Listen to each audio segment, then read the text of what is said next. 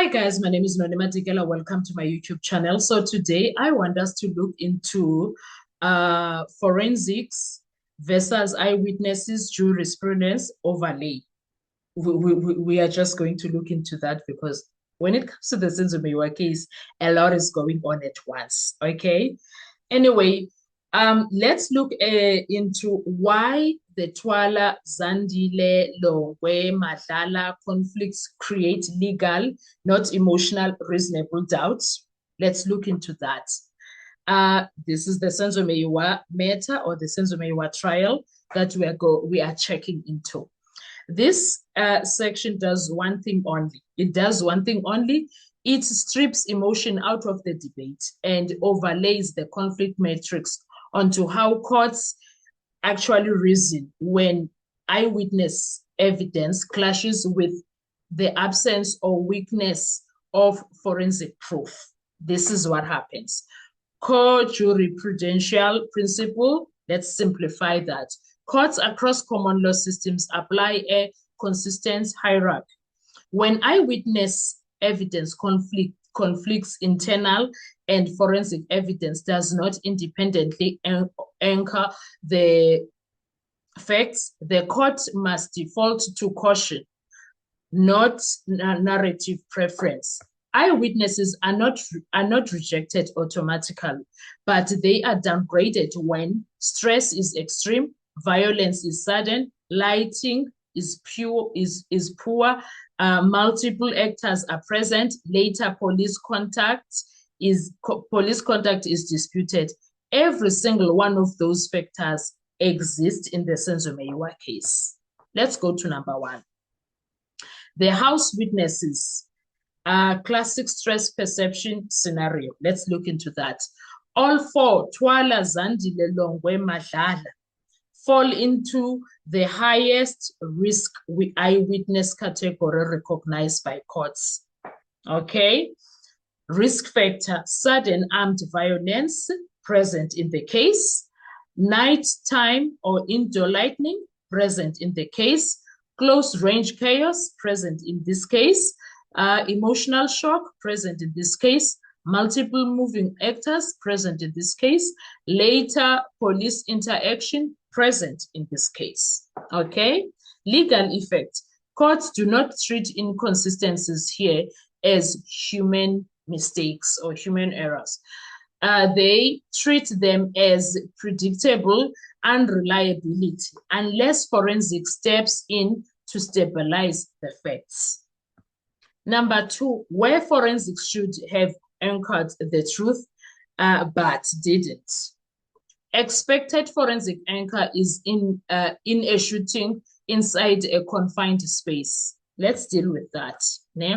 Forensic element, ballistic. Court expect weapon to wound linkage. Reality in this case, no recovered firearm at the time. All right. Trajectory. When it comes to forensic elements, trajectory, shooter position is what the court expects. And then reality, no definitive mapping was done when it comes to that. And all of these things, blood spatter, sequence of movement, was it conclusive? All of that, scene preservation, integrity is expected by the court, and then the integrity is actively disputed because the crime scene was not preserved. What is the legal effect when it comes to that? Without forensic anchors, eyewitnesses are not corroborated. They are left to contradict each other. Courts do not fill gaps with belief. And that is exactly what is happening here in the Senzo Meyiwa case. The people that were inside the house, they are busy contradicting each other with their testimony. Number three, applying jurisprudence to each conflict point. Let's start with the first one. A, the scaffold. Who was involved? Eyewitness diverge on participation, no forensic markers, blood transfer, injuries, positioning, resolve it. Nothing. Judicial rule when it comes to that. If violence participation cannot be independently verified, individual minimization cannot be disproved, which means the court cannot safely prefer one version. That was the part A. Part B of it, the firearm description problem. Twala retreats from describing the gun. Others give vague confirmations. No weapon exists to test memory against reality. Judicial rule. Courts treat descriptive conflict and no physical exhibit as vital to precision findings, type, handling, control. The court cannot say how the gun was held, only that someone says there was one. And also, the description that they give in their statement is that the firearm that was there had a wheel, others acknowledging it as a revolver, etc. But now in the courtroom, we are dealing with a 9mm. That is something else now. Okay. Part C, long way pushing the gunman. This is the most dangerous overlap for the state. All agree it happened, but no forensic sequencing confirms when the push occurred.